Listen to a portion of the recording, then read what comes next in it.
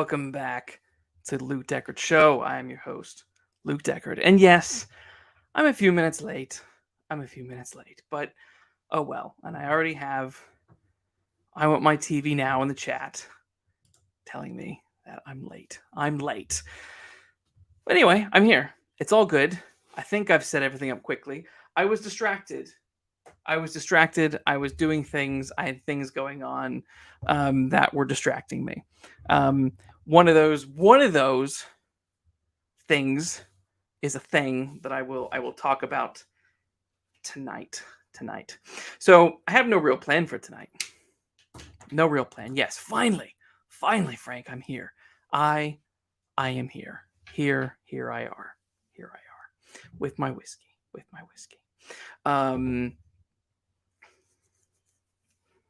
Yeah, Mario and Luigi, right there. Best video game movie of the summer. Well, it wasn't summer. Spring. It was early summer, I guess. Oh yeah, and my Keaton Batman. There he is. I was skeptical about Mario, and it won me over. I have no idea what to think about The Flash. I know, obviously, for those listening, me and Frank on his channel, I Want My TV Now. We did a trailer breakdown for the Flash movie, which was fun, and doing that got me excited for the Flash movie. But yeah, so I'm interested to see if it will win me over. Another friend of mine saw the Flash and really liked it, so maybe I will like it. I'm just gonna tell people on Twitter that I'm live. Hey, what should I say, guys?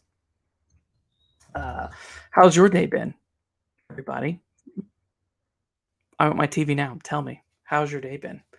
Anyone else in the chat, tell me, how has your day been? What have you been doing? What are you excited about for the summer movies and TV shows? Are there any big TV show cancellations that have bummed you out? What do you think about the writer's strike?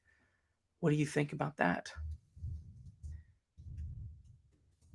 I have all sorts of thoughts on that.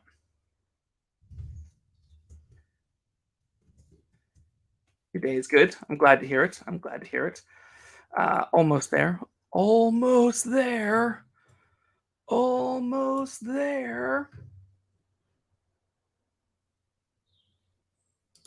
Done. Okay.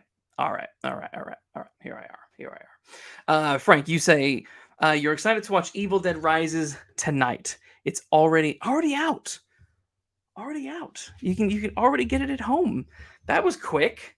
Did it not do well in the Cineplex at the picture houses? That seems really quick. But I don't know. Maybe I'm wrong. Yeah. So, like I said, I have no real plan for tonight. We're currently, me and my lovely wife, are waiting for our child to be born, because she has a kid in the oven, and literally could happen any minute. Could have happened any minute over the last week and a half, 2 weeks. Today is my wife. Today is the due date, and the kid's still not here. So I thought, hey, kid's not here, might as well do another show instead of not doing one. Because had I not done one, I probably just would have watched television all night and done. So I thought, hey, if I'm going to be unproductive, I might as well be unproductive up here chatting with you lot. So yeah, lots of interesting things to talk about, to ramble on and on about. What should we start with? Wonder if I should we chat for a second about Beetlejuice 2? What do we think about Beetlejuice 2? What do we think? I know what I think.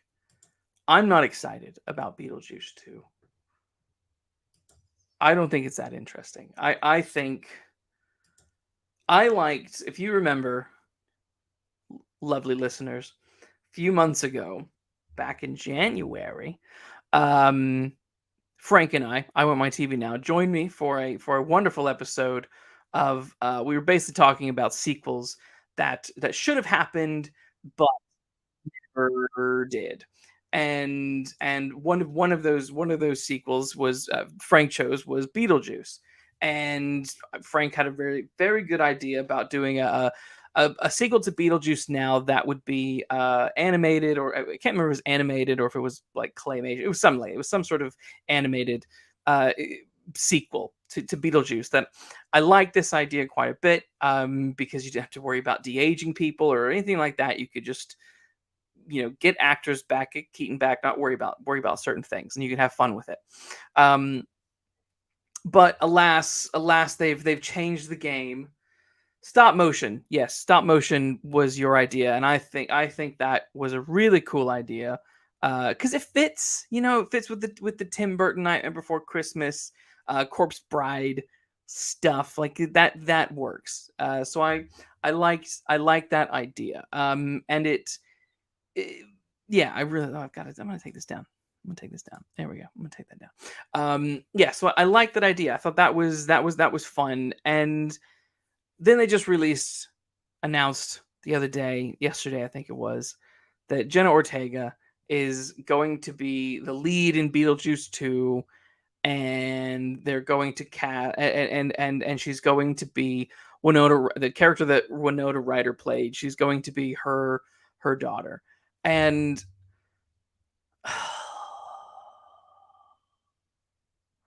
it's very well, yeah. Frank said in the chat, it's uninspired, and I agree. It is very uninspired. It is the most at this point in time. It just feels really cliche. It's like Tim Burton is working with Jen Ortega on Wednesday, and what, because of that she's getting cast in this movie to play an imitation of Winona Ryder's character. She's going to be another gothic goth girl. Like, there's no way that they're going to like subvert the expectations and make Jenna Ortega's uh, character some sort of like preppy cheerleader esque kind of individual. She's just going to be playing a version of Wednesday. Um, sort of imitating Audrey Plaza's April Ludgate stuff. It's all a little boring to me. I found that news a little dull. And I think I think as well. Given I know I've complained about this on the show in the past, but I'm also thinking there's things that Jenna Ortega has said about the show Wednesday, criticizing the writers, criticizing the showrunners, that I found quite insulting. And as a if I were a writer on that show, and if I were show running that show, I would feel very very disappointed and frustrated with her. But it's my I say all that to say that I feel like, why would I even I as a fan of the show Wednesday, and of Alfred Goff and Miles Miller, who did the show for Netflix, because of the way this she has acted, I'm kind of like, I don't care about watching anything more with you, because you seem too big for your britches, and I'm not cool with it. I Want My TV Now says, if they put Anya Taylor-Joy in Beetlejuice 2, that'll get me. You know, maybe, maybe. I mean, as in, if they had put her in instead of Jenna, or alongside. Because here's the thing. It's kind of like that sketch with Jenna Ortega and Audrey Plaza, where they're both basically acting like each other but not really acting like each other. Jenna Ortega is just ripping off of April Ludgate. She's just imitating April Ludgate. There's nothing really original about her deadpan, gothic, I want to kill you kind of stuff. It's an overplayed act, in my opinion. And yeah, so Anya Taylor-Joy has a similar-ish kind of oddness to her.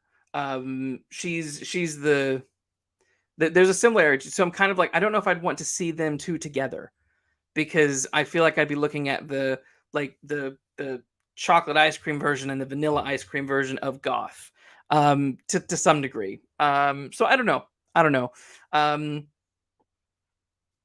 Yeah, she's got the Burton look. She's got Anya. Yeah, that's it. Anya reminds me of Corpse Bride. She's got that. She reminds me of the bride in that short, in that film. Yeah. So I can see it working, but I don't want to see. I don't think I'd want to see them together. I think it would. I think it would be. I think it'd be boring. Yeah. I don't know. They're your King Kong and Godzilla. Let them fight. Maybe we'll see. I doubt that's gonna happen. She's got the number look. Make her the villain. Make Anya Joy Taylor the villain. That could be fun. I recently saw a really early role of hers the other day. We've been watching a show called Endeavor, which is it's a UK, it's a British crime drama we used to be on ITV, set in the 1960s, in 1960s Oxford. It's about this young detective constable named Endeavor Morse, who is he's just joined the police. He's been in the police force, just joined this Oxford division, and he's working his way up in the ranks. And it's really great, really great show. Go watch it. It's fantastic. But in one of the early episodes, I think in season 2, Anya Joy Taylor shows up, and she's 12. She's in her teens, in her early teens, and it was so weird to see her that young in this show. It was very unexpected, but she was great. And the thing that stood out to me was that she was a student in a like a all girls school, and as part of the plot, she and a small group of other girls were staying at the school over the summer. But you could tell there was just a little bit of an oomph with her acting compared to some of the others. She stood out the most. She wasn't actually even the main girl, but she just had a couple of scenes that I thought she popped in a little bit more than some of the others. But yeah, also, if you're just tuning in now, thanks for tuning in.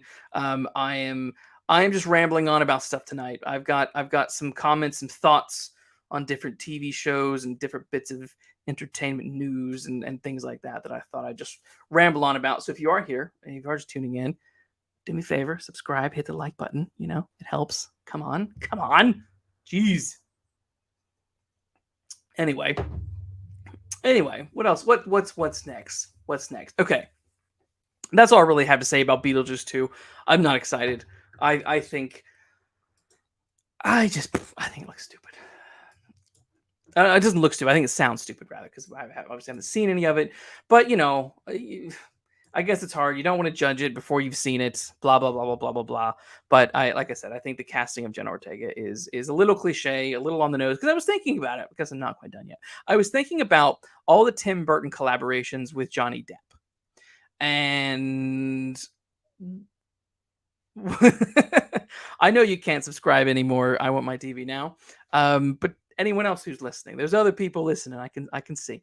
So I was thinking about the collaborations between Johnny Depp and Tim Burton. And what was so funny, what was interesting to me is I was thinking about, was Johnny Depp ever playing the same character with Tim Burton? And ultimately, he's not. Because I went through the list of them. There's everything from Ed Wood to Edward Scissorhands to Sweeney Todd to Sleepy Hollow, Charlie and the Chocolate Factory, and every time Depp is playing a really distinctly different character. And my problem right now is I don't see in any way that whatever character Jenna will be playing in Beetlejuice 2 will be any different to Wednesday. I just don't see it happening. I really don't. I'm sorry. I know it sucks. Maybe it sucks. It probably does suck. So yeah, so another show I've been watching. I'm gonna put a little image on the screen here. Share screen. Boo doo boop be doo boop boop. Bow bow bow. Barry. Has anyone been watching the show Barry? On in the UK we watch it on Now TV. But it is an HBO show. It's in its fourth season, which is absolutely mental. Didn't know that until recently. I'd kind of always heard about the show, I think, in the past, but it was never something that was like, oh, you need to watch it. And yeah, so it's all three seasons are currently, well, now all four seasons are currently available. So we started watching series 1, not realizing that series 4 was about to come out. And I absolutely love this show. I'm gutted. I'm sort of gutted that it's coming to an end. Okay, so Frank, you said you've seen season 1. What did you think of season 1, and why haven't you watched the rest? I want answers, sir.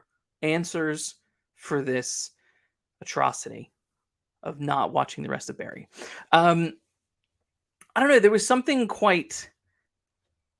It really is. There's a lot of crap on television, and this is one of the few things in recent years I thought this whole show, everything about Barry is total quality. Like, I absolutely loved it. I think the whole concept of this hitman wants to become an actor is absolutely hilarious.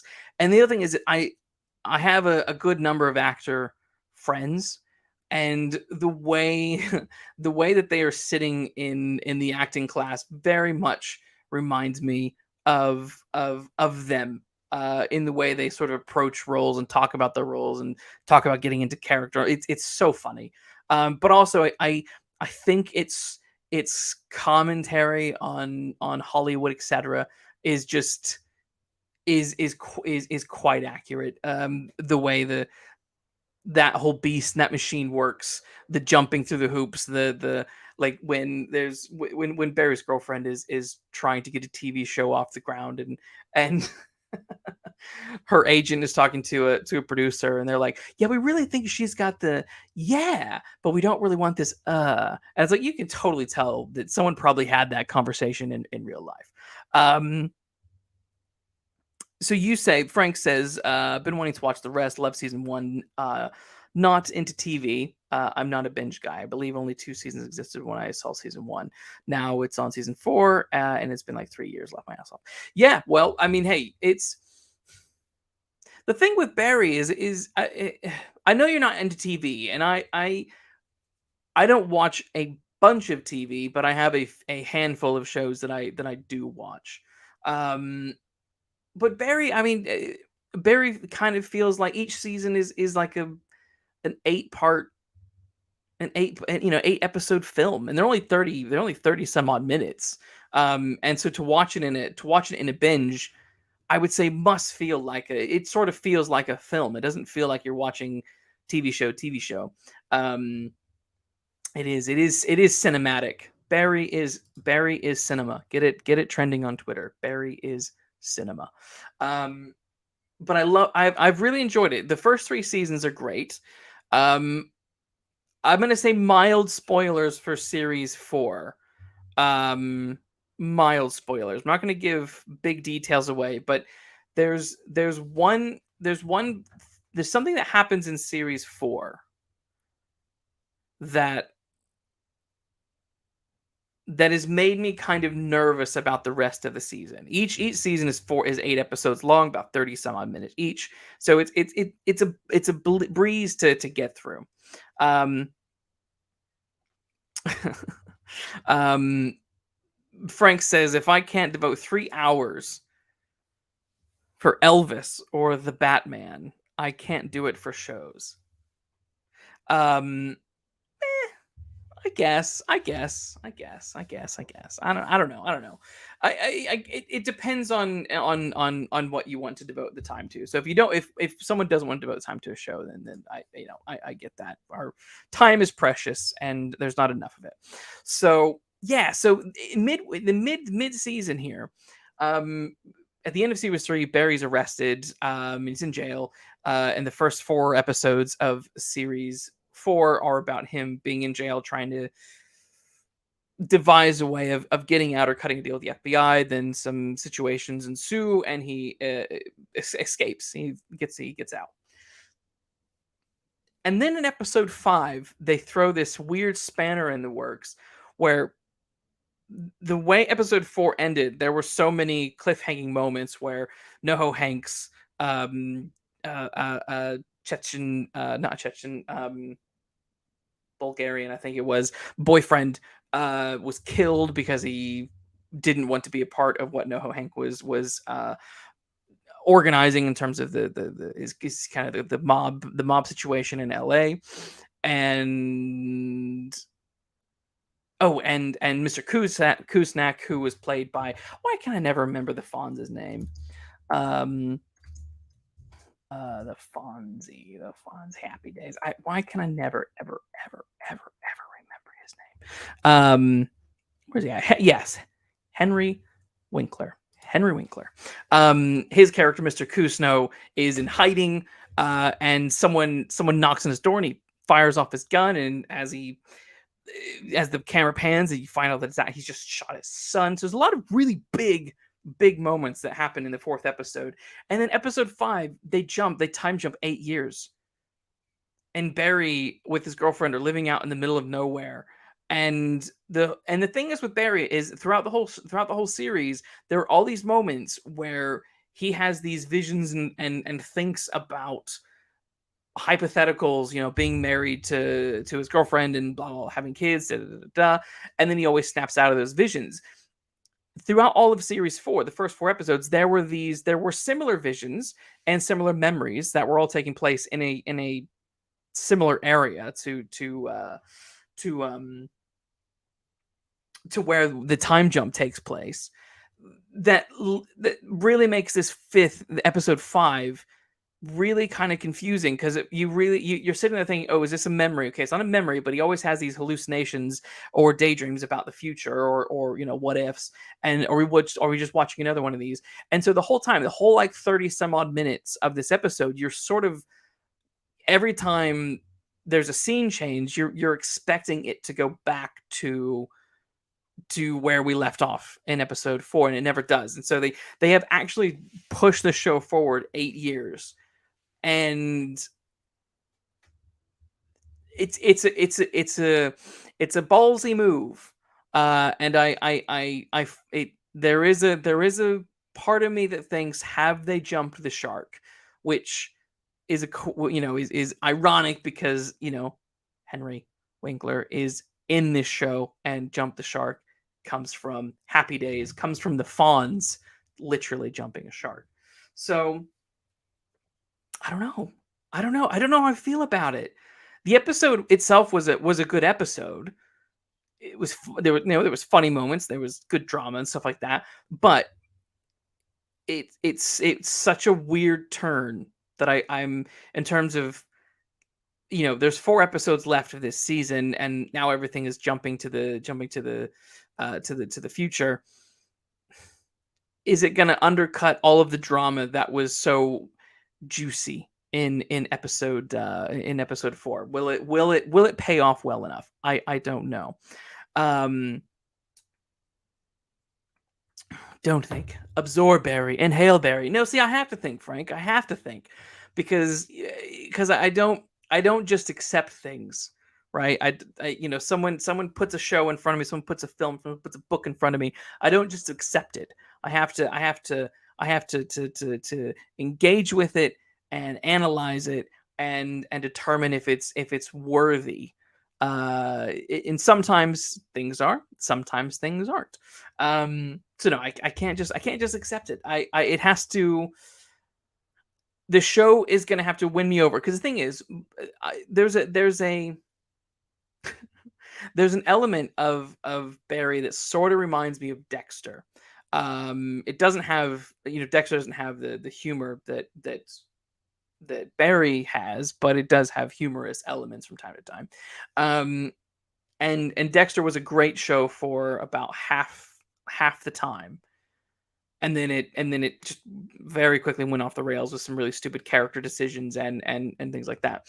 And I'm worried that Barry is about to do the same thing. It's so close. It's so close to being a perfect show.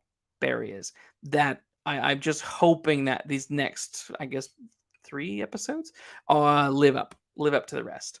Um, yes, Derry. Dexter did have a whole hour. I'm talking. Dexter was great for about the first half of the whole show. There was 8 seasons of Dexter, 9 plus the recent revival show that they did, Dexter New Blood. So if we're going, just basically saying that Dexter was great for about 4 to 5 seasons, and Barry's on its 4th season.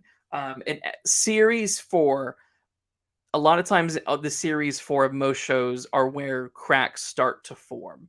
You see it quite a lot. Series 4 of like Smallville, got to bring up my Smallville every episode. Series 4 of Smallville, definitely one of the weakest. Series 4 of The Office, again, one of the weakest. It's yeah. Series 4 are when things begin to crack. Barry, don't crack. Barry, don't crack. So yeah, that's Barry. That's my thoughts on Barry. It's a good show though. I do recommend it. Frank, spend some time. Spend some time with Barry. You like Bill Hader. I thought you loved Bill Hader. Get some Bill Hader in your veins. You need it. You need it. What's going on here? Let's get this off of that. What else should I talk about? What else do I have gripes with? I'll tell you what I have a gripe with. So on Twitter,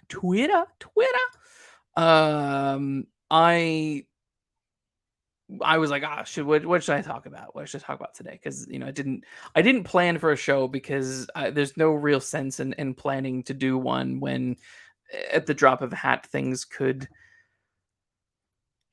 change, because if I might be having a kid, as I keep saying, having a kid. Yeah, so therefore didn't plan anything, didn't plan a guest, nothing like that. So I'm just kind of spitballing. Frank, you say all I watch is Bill Hader interviews. That's all I need. Lol. Well, what do you get from the Bill? What do you get from his interviews that you're not getting from from his TV shows? Wasn't he in the sequel to It? Wasn't he in that?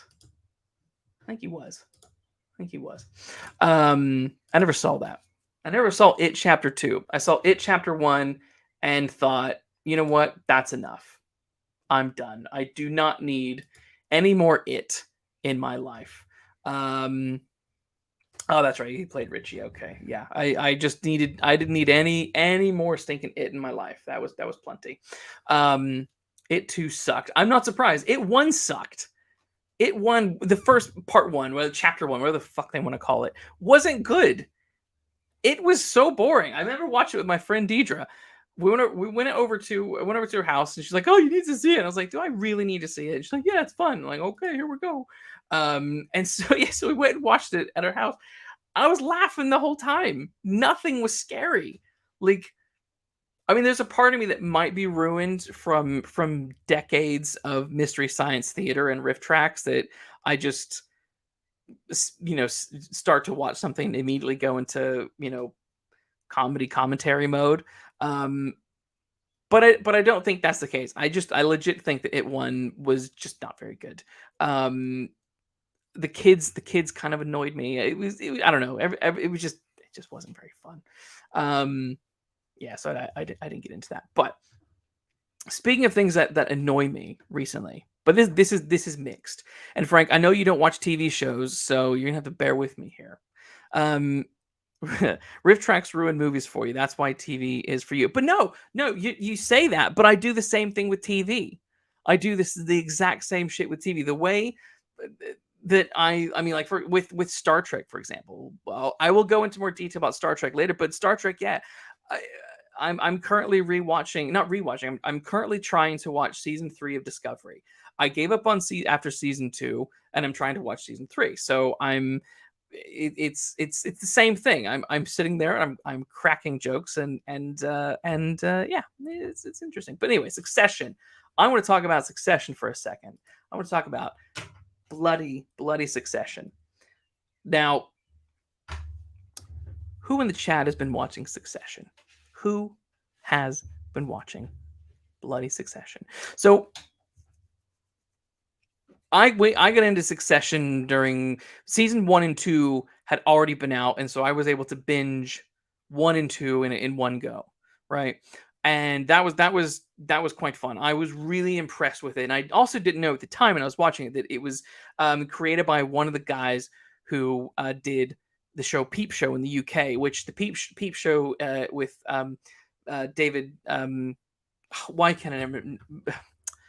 I always get the names backwards, or I will I will mix and match their names together. So if I don't, yeah, David Mitchell and Robert Webb. I always want to say David Webb, and Robert Mitchell. I don't know why, but I do. But one of the creators for Peep Show was Jesse Armstrong, who then went on to do Succession. You've not seen the last 2 episodes.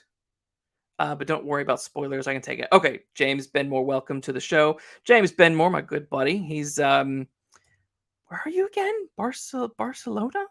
Did I get that wrong? I can't remember. Yeah, James has left the dull gray island of England, Britain for sunnier weather. I binged Succession. This was during lockdown though. Frankland, Ireland. This was during lockdown. So that was quite a while ago. And there was nothing to do. You weren't allowed to go outside, So what else are you gonna do? Except binge stuff. So anyway, I've been watching Succession. I love seasons 1 and 2. I absolutely love it. I think Barcelona, that's it. But I'm glad, even though you're in sunny Barcelona, where you could be on a beach or drinking heavily, that you're here with me tonight. Thank you, James. Thank you. But James, I know you're a big fan, and I think after the season's over with, at some point, James, you and I should do a full on Succession podcast, because I think that'd be fun. So, because I'm not going to go into everything, but there's just certain bits that I want to get off my chest now while I'm here. Rain or shine, gotta watch Luke. That's right. So series 1 and 2, like I said, have been great. Said it like 50,000 times now. Move on, Luke. Move on. Series 3 was okay-ish. They kept setting up interesting bits, but I never felt that they had enough story to really pad out all 10 episodes. I felt like they had enough for a couple. I feel like they had enough for like maybe half a season that they then stretched out. There was a lot of elongated moments throughout series 3. And the big twist at the end of series 3 was that the 3 kids, Kendall, Roman, and Shiv, were going to go out on their own and basically try and take down Brian Cox, Logan Roy, going to take down their dad and his big empire. And then season 4 started, and I don't know what it is. I sort of feel like we're on about what episodes, we're on like episode 5 or 6 now, I think. And things are sort of starting to happen in the show. But there's a lot of stuff that I'm still waiting on acknowledgement of and resolution of. And they're also sort of retreading ground with certain bits. So they, for example, the relationship between Shiv and, oh god, why has his name gone out of my mind? I'll say it in a second. Um, the guy from the Matthew McFadden's character, Matthew McFadden. Boop boop boop doop boop boop. I will tell you in a second. Boop boop boop doop boop. Tom, of course, Tom. Tom, there we go. James the chat to the rescue. Shiv and Tom have had this on and off again relationship throughout the whole time, and Shiv is a cold-hearted piece of shit, and Tom is a leech. But he's a leech with emotion, so at times you do sort of feel bad for him. They reintroduced their sort of love affair in the last couple of episodes, only for it to quickly be diminished again. But who knows what will happen in the next episode? And also, back even with series 3, they kind of kept repeating Logan Roy has health issues, and something weird would happen to him, and there'd be some medical issue, and then it'd get resolved, and he'd be back and stronger than ever, and all that kind of stuff. So that happened in season 2 and 1, 2, and 3.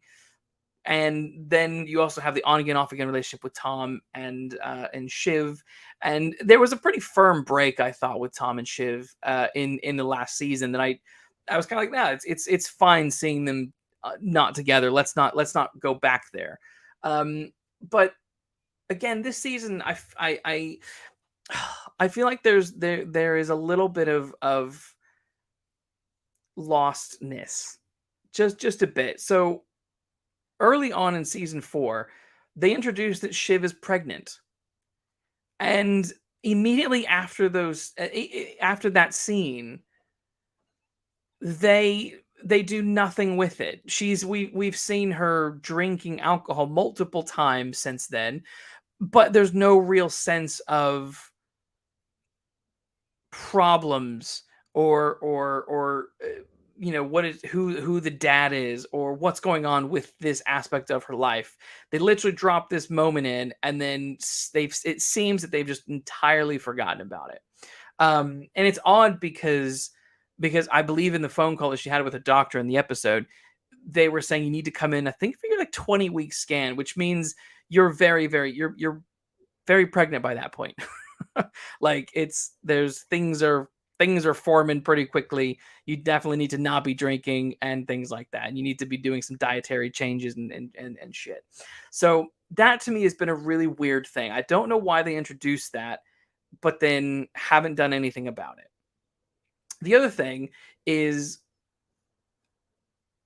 James Benor says she knows that if she announces her pregnancy, it will weaken her position within Waystar.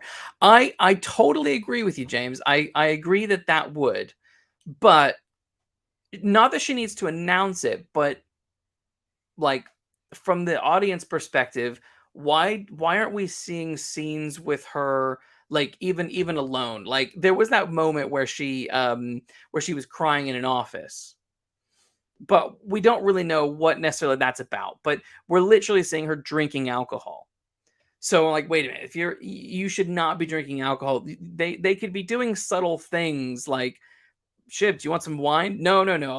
I sparkling water for me, or orange juice or something like, sparkling grape juice, something that makes us think, okay, she's aware of what's going on with this. Or you can have some, oh, do you want this particular kind of cheese? Oh, no, I don't want, because there's certain types of cheese you can't have when you're preggers.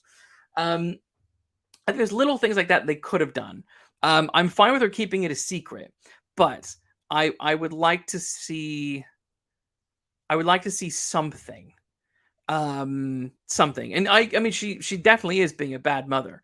It's true, but like I said, the problem is that there's no indication aside from the one moment where she's like, "I'm pregnant" with the doctor. There's been no other recognition of this, and so therefore it sort of feels like even like we don't even have like moments where she's like looking at a mother and daughter or looking at a child somewhere. There's no sort of recognition of it. So I just would have thought that they would have done something with that, just a little bit more. And we're so close to the end of the show now that I'm like, are where is this even? Is this gonna come out? Will it come out? I suppose it will. I'm not sure. The other thing that is quite surprising to me is the character of Connor. Um, who's running for he wants to be put on the presidential ballot or something along those lines.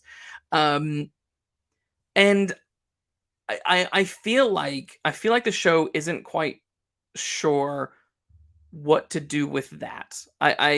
It's a big it feels like it should be a big storyline, and it's intentionally sidelined all the time.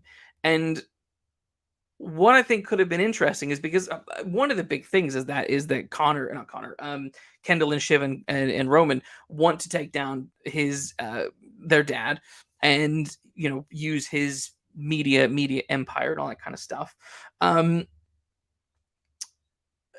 but there are things that I think that they could have done that would have made it interesting to incorporate the media side of Logan's empire.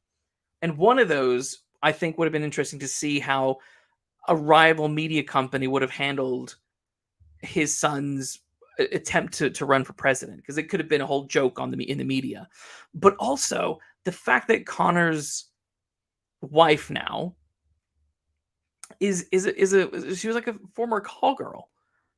And I'm like, you're telling me that no news organization hasn't like picked this up, and they don't want to talk about it. They don't want to like explore this, the right winged news broadcaster, entertainment, mogul asshole, his son who's running for president's like, really? You're not going to do anything with that? Nothing? So that's weird to me. I need a drink of water for my giant bottle. So that's a weird one to me. And also, even when they got married, this is because Connor and his girlfriend get married in the first, I think it's the first episode, maybe the second episode. That's the second episode. Um, it's weird because they get married on a boat. It's all very presidential, American flags, all that kind of crap everywhere. And then the big drama is that Logan dies while en route to go do this deal with this I think it's a Norwegian business guy. Um, and then as a result, the three kids leave leave the wedding. But then when they show the actual wedding ceremony, it's just Shiv. No, it's just Connor, obviously, and his fiance, and just a couple people in the audience. I'm like, but the room was packed with people. Did they all leave? I don't think they all would have left. I don't know. So I found that a little bit weird, a little bit inconsistent. And I also feel like, um, what's the cousin's name? Greg. I also feel like Greg has been very left out. Willa, that's her name. Willa, yeah. Willa is Connor's fiance wife. Yes, she's never been a strong character in the show. She's always been a good person to kind of like pop in and pop out. But I really thought with this presidential stuff that they would have done something with that. It's weird to me that they didn't, because I would have thought that would have made just some really good tension for Logan. But there we are. But yeah, Greg's also been sort of an NPC this season. He's just sort of lingering without much to do. And I don't know why. I there are moments where it's like they seem to like he might be set up for something, but then that moment passes and then they move the show on completely. Um, which so I find that quite strange. Um, Like there was a moment where it was during the wedding scene where Greg he's talking to this his date, or he's talking to a lady who's a reporter, and he's kind of flirting with her, and the news is sort of trickling out that Logan is dying or dead. Um and and they were like, "Oh, we can't let this get out." I really thought that was the perfect opportunity. He was going to be the one to let something slip, because then he brings because then he also brought a girl to Logan's birthday party in the first episode, and there was other sort of things. I thought, okay, he's getting he would have been a good another way for important information to have accidentally leaked, because he is quite dope. And it seemed like they've teed up stuff that they seem to not follow through on, which is interesting. Yeah, James mentions in the chat that I like the way Greg has become steadily corrupt throughout the show. I do too. And I would like to see him. I would have liked to have seen him do more. Even if that's like getting back at Tom, who always treats him like crap. So yeah, I don't know. Succession is a weird one. It's a weird one for me, where I love the first two seasons. I think they're some of the best written drama out there. Really incredible. Everything from the way it's shot, the way it looks, the way it's acted. It is really, really great. So I'm being harsh tonight because I'm complaining about Barry and I'm complaining about Succession. Both shows I do think are genuinely really great. And I hold they're really high up there. I hold them to a high bar. Unlike, there's other shows that are way below them that I might not criticize as much, or I just sort of write off as complete garbage. But Succession has proven that it has the ability to be a very strong kick-ass show. So when I see things, I'm like, wait a minute, I don't know why you were tighter in those first two seasons, went a little bit loose in the third season. First few episodes of season 4 are still a bit loose, but things feel like they're tightening up a little bit with this latter half of the season. So I'm excited to see where it goes. But I do wonder why Brian Cox left so suddenly. There is a part of me. This is my own speculation, and I know I'm probably very, very wrong on this, but if anyone who works on Succession is listening, can reach out to me and let me know if I'm right or wrong. Even though I know no one from that show is watching this. I wondered why Brian Cox he suddenly left. He suddenly died in episode 2. And what was so interesting, at the end of episode 1, he does this big rearing speech where he basically wants to be more hands-on and really take over his news arm. And it's the way the scene plays out that he has really big diabolical things in store, and you're quite excited to see what those things are going to be. There's also a bit of weird nepotism where he tries to get his personal assistant to be a news anchor, and then that kind of goes nowhere, and then she's been gone for like the rest of the season, which is another sort of weird setup that doesn't have any payoff. It's bizarre. But we have a scene at the end of episode 1, and then we have the big rearing speech at the end, and then there's one scene of him in episode 2 in the car driving to an airplane. He's going to go have to do his little deal over in Norway, and then he dies on the plane. The thing is, we don't actually see Brian Cox's body during the resuscitation scenes or anything like that. We see a body, we see the legs of a body and a bit of the torso of a body, and there's one really quick and sort of odd over the head shot, like looking at the top of the head down, that looks sort of like Brian Cox, but also could easily just be like makeup and a mask. I don't know. It was weird. So it was weird to me that he was in terms of shocking twist, it was very Game of Thrones, where you weren't expecting something so big to happen so early on in the season.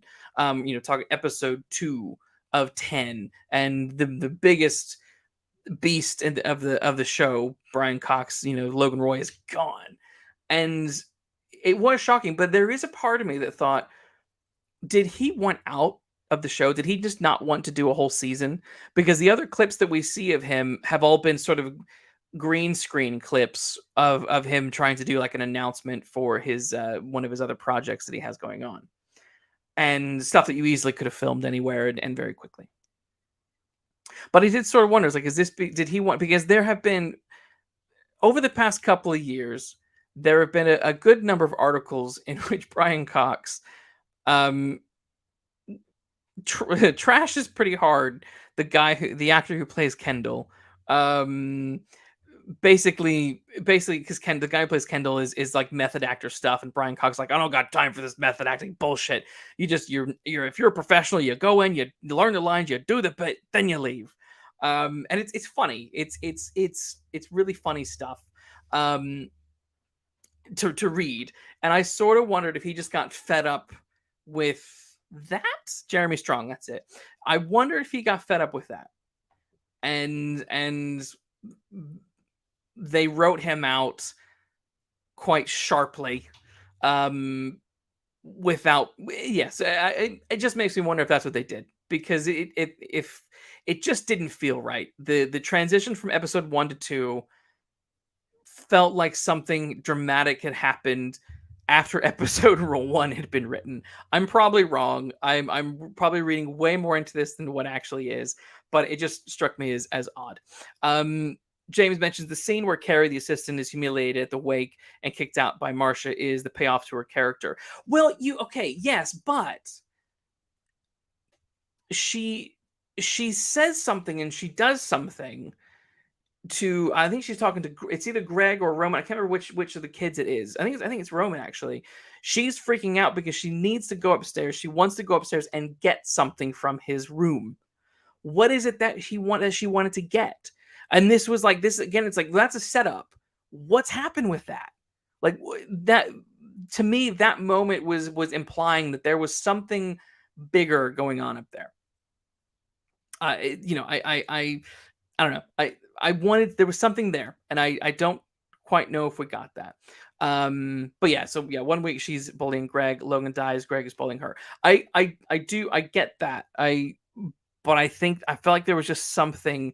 I feel like her attempt to become a news anchor, it was too much in one episode. There was a lot of like mini things happening in episode 1 that I thought this could be like over a couple of episodes, and then it's just like quickly, suddenly done and gone. I mean, yes, no, I get that she wants access to the kingdom she's been banished from. I agree, but the way that it plays and the way it came across to me was that there was something specific that she wants, and what was that thing, and was it incriminating? I don't know. Frank says you're thinking again, except Brian Cox leaving. No, I know, he's gone. I know he's gone. But it's a weird one, because for me, Brian Cox is the reason I watch the show. I'm a big fan of Brian Cox. I've loved him ever since X-Men 2, when he played I cannot remember any names tonight. I don't know why. Anyway, he played X-Men 2, and he was also I also loved him in the Bourne movies. He's just a great actor, and I think his character of Logan Roy is phenomenal. He really is the star. He is the big star. He is the draw of the show. It's how, because he's so monstrous, right? He's so monstrous that you want to see what he's going to do and how the kids are going to combat that. So with his presence being gone, it was shocking to me. And then I was like, did he want to leave because he was tired of the method acting bullshit? But I have to say, after Brian Cox, Kieran McCulkin is by far the next best. The character of Roman is the other one that I love his arc from series 1 to series 4. I think he is one of the best. And it's weird. I don't know. I don't really follow the Macaulay Culkin family, so I didn't know that he had a brother, and I didn't know he had a brother who acted, and I didn't know that that brother was actually in Home Alone 1, playing and 2, playing his cousin. But who wets the bed? But there we go. But he's great. Beyond this, I would like to see him in other things. I think he's great. Yeah, that's kind of my Succession rant. I don't really have anything more to say about Succession. Um, what else could I rant about? Um, ah, should we talk about something a little bit more lighthearted? Uh, let's see. I know what we'll talk about. We'll talk about some summer blockbuster stuff. Some summer blockbuster stuff. There we go. Let's do this. The Culkin Dynasty. Let's talk about Transformers. Transformers, robots in disguise. Transformers, Rise of the Beasts. Now I know I'm pretty sure. Yes, Ben Moore, you don't give two craps about Beast Wars. I say Beast Wars because it's they've got the Maximals in this one.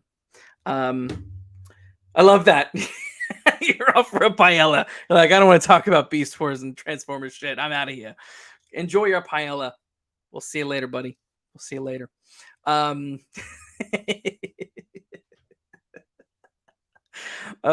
yeah, Transformers. So I'm not gonna lie. I am legit excited for this film. It's one of the few that I weirdly want to see. I shouldn't be excited, Frank. I know. Yeah, you're saying I'm not excited for Transformers, but you'll see it. I don't know why I'm excited. And I should say my excitement is tempered. It's not like I'm like rearing and ready to go. But I think part of it is I really enjoyed Bumblebee. I thought Bumblebee was all right. It was fun. It's it did the trick. It felt more like a Transformers story than any of the Michael Bay of the Michael Bay movies. I hate every single one of the Michael Bay movies, but funnily enough, the first Transformer has aged. I would say aged better. If there's one that I'll go back and watch, it would be the first one. Um, it was more interesting and more in some ways more diverse than anything that came afterwards. Everything else was just action exploitation nonsense. But yeah, Transformers: Rise of the Beasts. I think it kind of looks fun. But the thing that I really like about it is that it's under 2 hours, and I'm like, that's such a relief. That's such a relief. Um, Frank says that the first Transformer is a masterpiece. A masterpiece in the way that like a chalupa is a masterpiece. It's not a masterpiece. Yeah, I agree. Bernie Mac does deliver. He was very good in that very brief role that he was in. Um, I agree. But I like the fact that Transformers is under 2 hours. It's what, an hour and 57 minutes, and I like that. That's bliss. That's wonderful. And I know, I think one of my friends on Twitter was worried that might not be enough time to establish all these characters. But it's like, look, that there's not many. Look at them. There's not many people here on this screen. It's fine. It's fine. We know Optimus Prime. We know Bumblebee. We don't need to deal with them. The others, Mirage and whatnot, they'll be fine. There's plenty of time in 2 hours to introduce these people. Because really, more than anything, the film is going to be about Optimus Prime and Optimus Primal. They will be the two leads outside of the humans. And Bumblebee never speaks. So Bumblebee's character is all through his actions and how he saves people. So that's easy and fine. I don't expect much from Rhino or Cheetor. I think they're or the bird. I can't remember the bird lady, the bird transformer, beast transformer lady. Maximal's name is. But I think it's going to be those will be very limited characters, and I don't go into this expecting a lot. But then when you think about it, thinking about other movies, yeah, if they can make the Avengers work, Transformers will be fine. Well, I was thinking about it, but I was thinking, well, we've talked about X-Men already. We've talked about X-Men 2. And when you think about it, like you have, no, actually, let's go with X-Men 1. That has a huge cast of characters, and all of them feel roughly they feel fleshed out enough. So, you got your Logan, you got your Professor X, you got your Cyclops, you got your Jean. Storm is there. She's weakish, but she's there and serves some purpose. Rogue is there. Bobby. They all are established well, or well enough for what the story required. But then you also have Magneto and Mystique and Toad and Senator Kelly. So you've got like 10 or 12 people with that list already. And if you think the first X-Men movie was like an hour and 40 minutes, there's a huge number of people. It's a big number of people, and all of them have characters that are enough. There are enough. Toad is there, Sabretooth is there. I agree, but Mystique is more. Senator Kelly is more. Magneto is more. So you have three villains that are kind of your main villains. That there is some substance to, where Toad and Sabretooth are just further muscle, which is fine. Storm, I agree. Storm, she's more or less just there, but she serves a little bit of a purpose. But Jean, Scott, Logan, Rogue serve good purposes. Even Bobby, even the relationship between Bobby and Rogue, that is quite. It has minimal screen time, serves enough of a purpose for us to understand.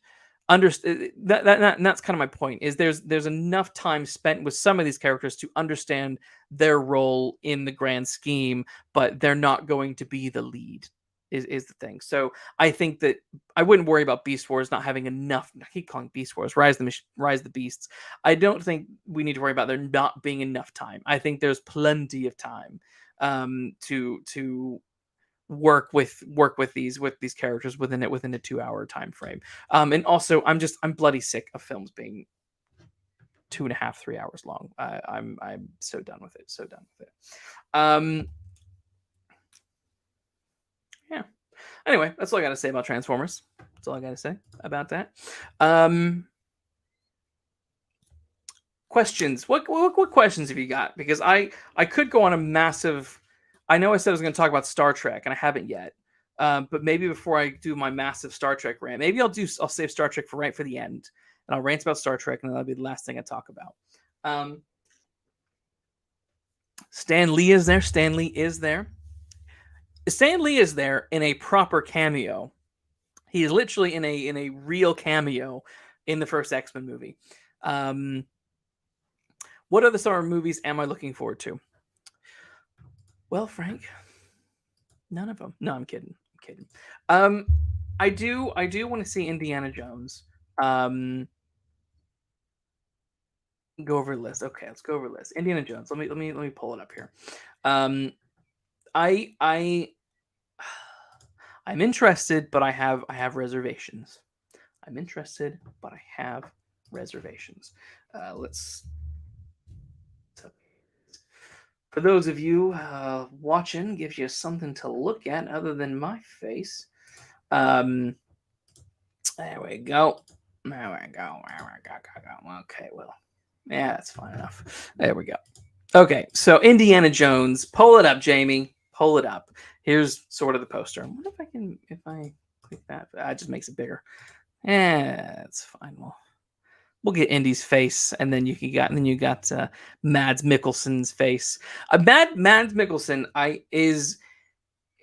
he is such a perfect villain. Just Mads himself is a perfect villain. Like he has that perfect face to be just nasty, but also like nicely nasty. you look at me, he doesn't look like a disgusting villain, but you look at him, and you're like, oh, you seem like someone who could be villainous, and so I love the fact that they have Mads in there. Um, I love that, and because he was great in that, he was great in Bond, he was great in Casino Royale, he was great in what else was he? In? He was great in Hannibal, and he was probably the only good thing about Rogue One was Mads. Come on, Tony Gilroy the other day, Star Wars sidebar. Tony Gilroy the other day came out and said that Rogue One was the best version of that story that could be told. And I just thought, what the fuck are you talking about, sir? Like, dude, Tony Gilroy wrote the Bourne films, the first three Bourne films, and I love those movies. I know he's a good writer. I don't think his directorial endeavors have lived up to his some of his writing. He wrote, I think he co-wrote and directed the fourth Bourne movie with Jeremy Renner that went nowhere but down the fucking drain. Um, but he does have um yeah, I thought him saying that um okay, so Frank says no, hang on. He says, "Whoa, no, I thought he meant that there wasn't another cut, not that the story couldn't be told better." I don't know. I mean, from the line, let me see if I can find it. Tony Gilroy, Rogue One. Uh, bada, bada, bada, bada, bada, bada.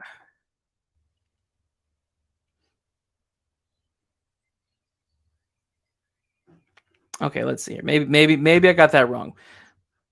Let's see here. Okay, here we go. Tony Gilroy, a better edit will never exist. Tony Gilroy says, "Oh my God, no." Andor, sure. What I can do, what I can do is this. Let's see what he says, gang. Come on, gang, sing with me, guys. Uh, boom, boom, boom. Let me say, way ho. There's a deep cut for you. There's a deep cut. There's a YouTube deep cut. Oops, a daisy. That's what I wanted. What have I done? What have I done? Oh, my back. Am I there? Okay, cool. I think I'm still here. It was seems to be a little bit of a glitch on my end. Yeah. So he's talking about a better edit. I mean, sure, there probably isn't a better edit. Way ho. There's so much potential in Maiden's Stream, blah blah blah blah blah. Come on. Okay, so Gilroy coming off a massive critical acclaim of the first season of Disney Plus Rogue One prequel series, Andor, which isn't very good. It's okay. It's great in that it looks fine and looks Star Warsy and looks gritty, but the story is paper thin. It's so boring. And Andor, who is the lead in the series is named after him, is just like Mandalorian in the Mandalorian in season 3. He's a side character. He doesn't progress the plot in any way. He's just pulled along. It's bizarre. It's bizarre. I don't understand the praise that Andor has received. It's just not that good. So yeah, gave us a definitive answer. Okay, so there was a version released in theaters by Disney, the best possible edit. Could there be an even bigger and better version? Everything's bigger and better, bullshit. And he says no, that was absolutely the best version you could ever have. Oh my God, no. Yeah, okay. Yeah, so he's okay. He's talking about the edit, so I got that wrong. So at least I can admit when I'm wrong. But is it the best edit? Is it though? Is it the best edit? Are we sure? Are we even sure about that? I mean, you can go back and you can look at the trailers and you can see how many different scenes and different ways in which the story was probably going to go, and wonder is that accurate? If that is the best edit, then that's really sad because Rogue One was terrible. It was a heist movie without a proper plan or heist. Like the idea that they just landed on the planet and just thought, we'll just land on the planet and we'll just see how far we get. Like, seriously? That's your big scheme? Really? I couldn't believe that. That shocked the bejesus out of me. I will never understand. I will never understand Rogue One, and why they made some of these decisions. Just baffles me. But I actually would. I would be interested to see another edit of that film because I don't know if I believe that. But then again, I don't know. Yeah, I don't know. There's all the reshoots and all that kind of stuff. I don't know. It just but I guess would we want to start saying other edits? Star Wars is so famous for its new edits that it's boring. It's boring. Anyway, back to Indiana Jones. Back to Indiana Jones. Indiana Jones is one that I'm. That's another film that I'm intrigued to see. I want to see where that's going to go. You mentioned earlier, Frank, that you think Phoebe Waller-Bridge's character will be working with Mads. Probably. Probably. There was a time where I thought her character might be the daughter of who's he? What's it? Brody, Doctor Brody in Indiana Jones 1 and 3. But I'm skeptical of that, and I'm beginning to wonder if she's actually going to be the daughter of John Hurt's character in Indiana Jones 4. There was something about there was something it was something in a trailer or something like that was said that made me lean that way instead of Brody's daughter. We'll see. I'm not overly blown away by the trailer that we've had the trailers that we've had so far. It's a cool poster. The name is dumb. The Dial of Destiny just is a really dumb one. Oh, maybe that was it. Maybe Toby Jones. There was something that was done and said in the movie that was like, I don't think it's Brody. It was someone else. My initial guess when the film first was announced and blah, I was thinking it was going to be that, but I agree. It's definitely not that. But yeah, Toby Jones probably. That would make sense. But yeah, Dial of Destiny is a dumb name. I that just hasn't resonated with me whatsoever. We'll see. The thing that I love about the old Indiana Jones movies was the practicality, the realness of everything, real sets, really outside, really on horses. Confirmed, they're both Shaw. I don't know what you mean by that. That's escaped me, Franklin. So you like Dial of Destiny? I don't like Dial of Destiny. It's just I don't know. It sounds like some sort of 90s sex hotline to me. Call Dial of Destiny. I don't know. I just think it's or like a I don't know, psychic hotline. Call now. Call Dial of Destiny now to find out your future. Are you home alone and bored and don't know where your life is going? Call Dial of Destiny now to find out your future. Her character name is Helena Shaw. Oh, okay. Oh, they're both. Oh, okay, right. Okay, then yeah, that was it. Then that would have been it. Then yeah. So she's related to Toby Jones. Yes. So there we go. It would have been more interesting, I think, maybe if she was related to not to Shaw, but to to Brody. That would have been a nice connection to the past. Because it annoyed me in Indiana Jones 4 when they had, Brody was dead, which is fine. I guess the actor is dead, but like Sean Connery wasn't dead. Dr. Henry, he didn't need to be dead in that movie. I was like, why is he dead? Why'd you kill him off? Like, he could have been there. Like, he could have just been an old man chilling, not going on any more adventures, but still could have been there. Like, come on. He was healed by the cup of Christ. I feel like he was healed. Oh, you can't see it because I've changed you can't see it, but there's a cup of Christ right there. Connery's, he's more than retired now, though, isn't he? But anyway, so yeah, I don't know. I'm interested to see where this goes. I think the overuse of CGI, the kind of the cleanness of the way CGI and makes it look, has me not that interested. And I felt the same way about Indiana Jones 4. It's that one just looks too fake in too many areas that I just when this camera pans in and you get a CGI molehill, you're like, oh, that's a bit dumb. I don't like that. And then everything blatantly is just filmed on green screen, and I don't know. We'll see. I just watched the other day Logan, James Mangold's Logan, on beautiful 4K. And it's the first time I've seen the movie since seeing it in the cinema, and God, that film is great. Honestly, like, it doesn't even need to be an X-Men movie. It doesn't need to be a comic book movie. It's just a great, sad, very sad, but great movie. So I like James Mangold. I trust his ability as a director and storyteller. I don't trust Disney and Indiana Jones. The last time Indiana Jones was really good was in the 1989, was it, when The Last Crusade came out? I think it was 89. It was a long bloody time ago. So we'll see. I'm interested to see that. Obviously, I want to see Mission Impossible.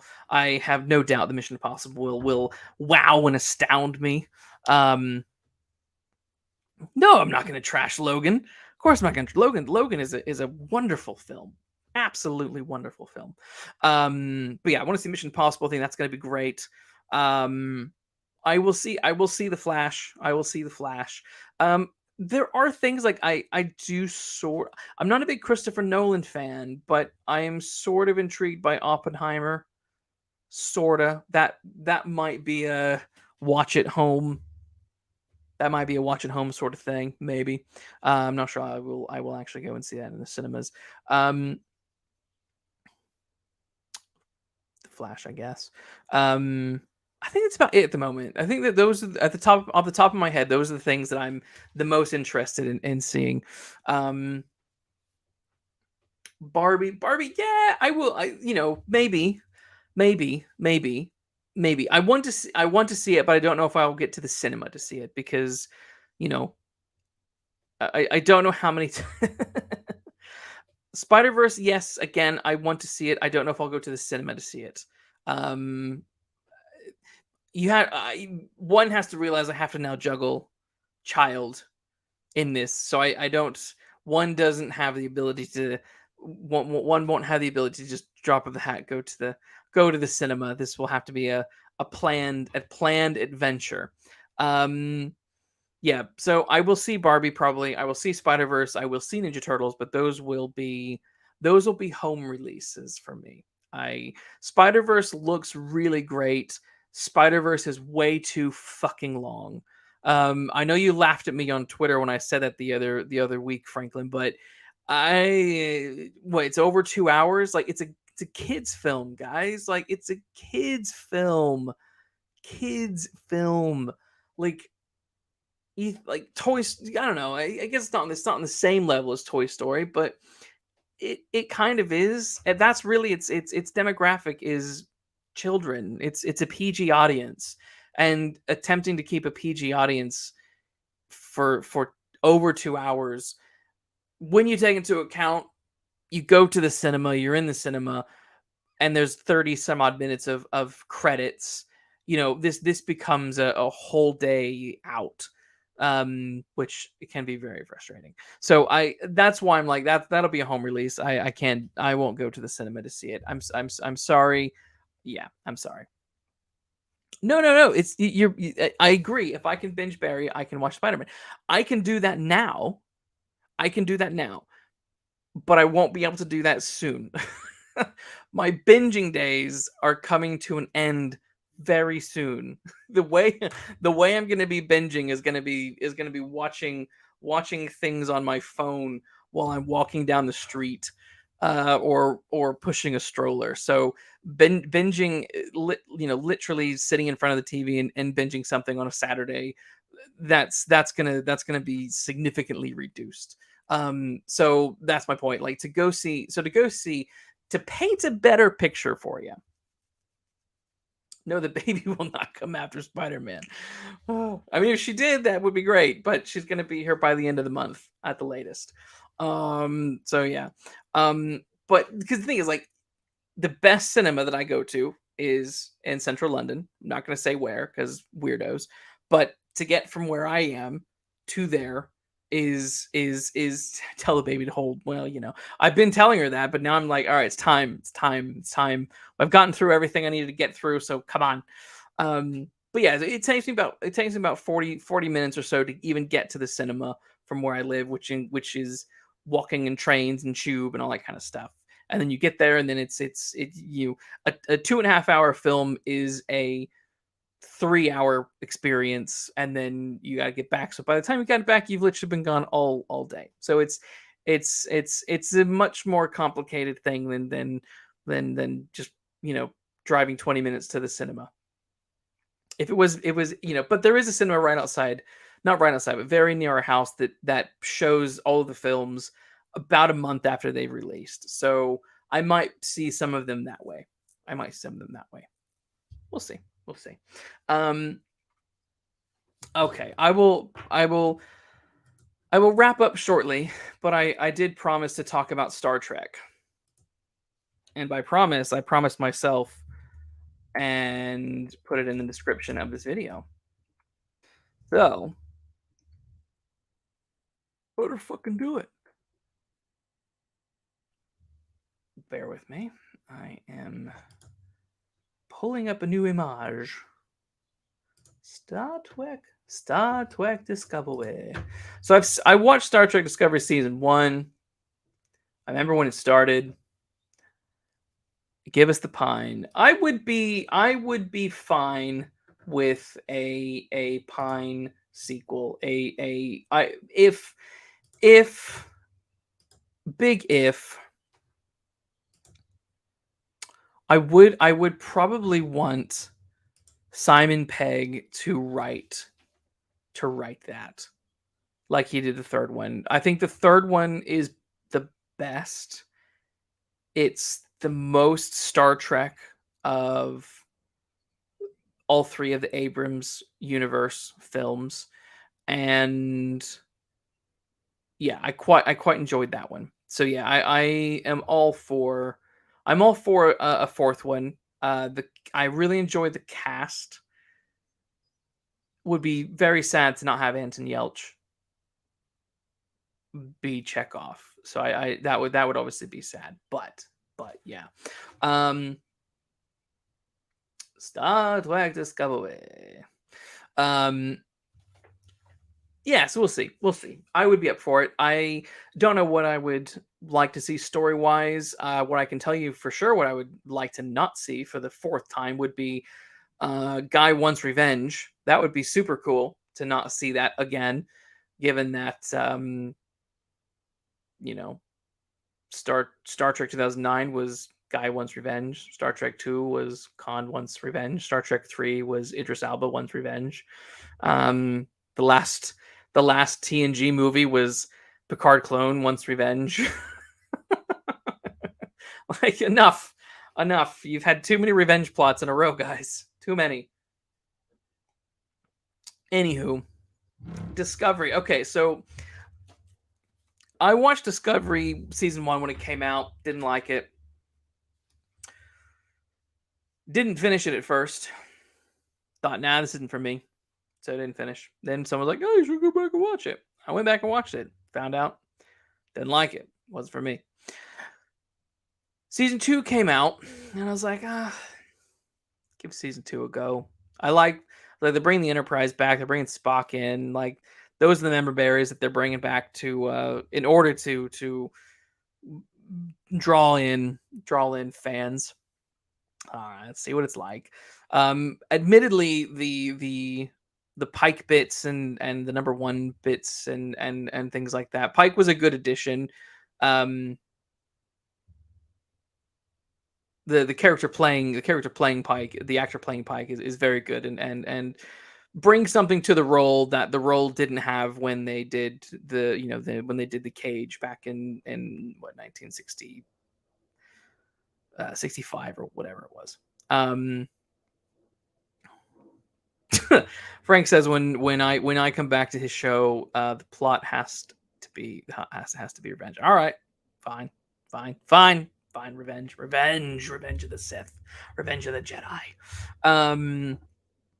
But yeah, but I still didn't quite like it. It didn't resonate with me. What I've always struggled with Discovery, in particular, is the fact that I don't give a shit about prequels. I love I love TOS. I love the films. I don't need to see pre-Kirk and Spock shit. I know that was at one point that was on the table after Star Trek V, The Final Frontier came out and bombed. There was a film idea that they were going to do Kirk and Spock the younger years. Then that got canned and sidelined for the voyage, The Undiscovered Country, written directed by Nicholas Meyer. That was, thank God for that, because Undiscovered Country is a phenomenal film. And so I've just never cared. Star Trek has always been a thing about progression. It's always been about moving things forward. Yeah. Oh, I'll tell you about the Record Player in a minute. It's always been about progressing things forward, and that's what I've loved about TNG. TNG led to Deep Space Nine. Deep Space Nine led to Voyager, and then you went to Enterprise, and I didn't like Enterprise. So this isn't me just it's not just hating on this particular show. I didn't like Enterprise. I didn't watch it when it was out, and I've over the years I've watched it all, I think. And it gets better towards the end of the series, but like the first 3 seasons are they are difficult. They are very difficult.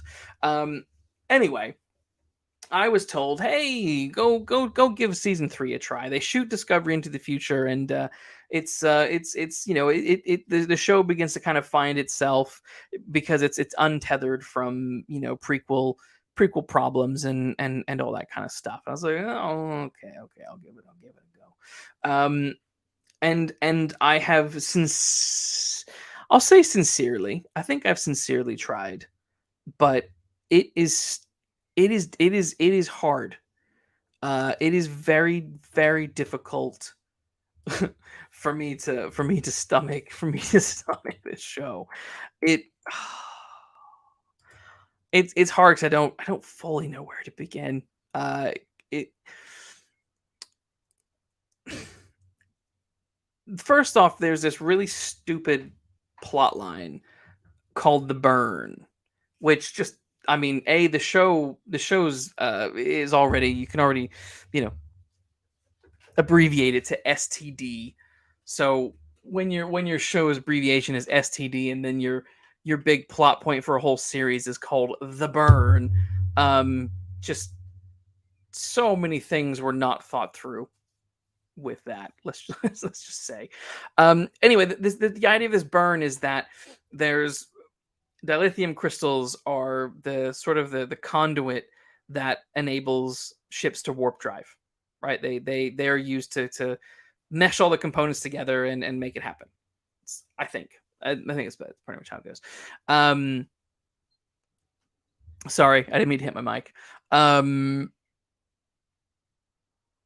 Yeah, so this burn, the idea of this burn is that at one point in time, um all dilithium at one instant blew up, and the Federation crippled and fell and became disconnected, and planets left the Federation and just became this big dystopian sort of world that it's not really fun. It's not a future that I want to see. It's not interesting. Deconstruction is rarely interesting. Um, and the concept of dilithium all blowing up at the same time and then there being this scarcity of the ability to warp is also nonsense, because we have seen throughout Trek history that they can Star Trek 4, The Voyage Home, when they go back in time, they burn out their crystals, and part of the plot is they need to rejuvenate the crystals. So these crystals, they aren't the thing that they're the thing that you channel the chemicals through, but they can also be rejuvenated. So, and there's not really a scarcity. So the fact that they can be rejuvenated, you don't really run out of them, and you don't really need to create them unless you're creating a new ship, right? So this whole concept, in that the show is hung on the whole this whole concept that this whole season is hung on, is bullshit. It doesn't make any sense. And again, what I feel is, like, when I watch a show, the people writing it, the people in charge of it, they just don't know Star Trek. And it's really frustrating to sit and watch this and be constantly saying, well, no, that doesn't make sense, no, that doesn't make sense. Because Star Trek did so well to in the past to have such a good connected tissue of progress, and things all sort of worked within the same realm of possibility. um there's always going to be little things that might be a little bit inconsistent here and there, but this is like massive red flag inconsistency, so I don't really get that. The other thing is, I find the characters really boring. There's like an engineer lady on the show who, everything she plays her role as if I think she's a comedian, but she plays her role as if she's doing stand up, and but doing like deadpan stand up, where she's always just like, "Well, I took a big shit today. I feel 10 pounds lighter." And it's like that kind of stuff. And I it's not Trekky at all. And I don't think I've ever seen a show, or a Star Trek show, in which characters cry so much. Every episode, multiple times, characters are in tears. And I'm like, pull it together.